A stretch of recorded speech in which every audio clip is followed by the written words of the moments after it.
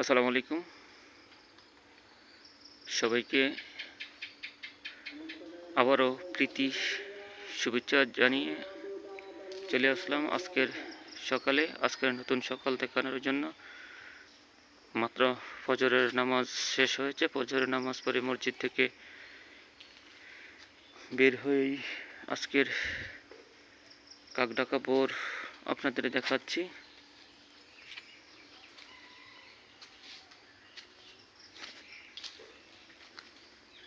প্রাকৃতিক যেই পরিবেশ চমৎকার।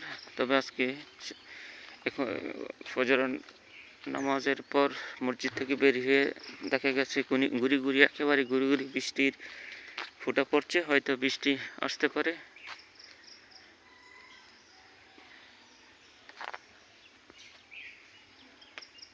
সকালটা চমৎকার চমৎকার পরিবেশ, চারিদিকে নিস্তেজ, পাখিদের কিচিরমিচির ডাক, এক অপরূপ সকাল।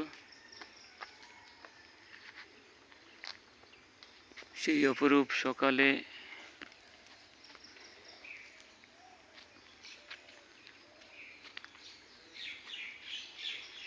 দেশ বিদেশে যেখান থেকেই ভিডিওটি দেখবেন, পুরো ভিডিওটি না টেনে পুরো ভিডিওটি দেখবেন। গ্রামকে দেখবেন, যারা দেশে থাকেন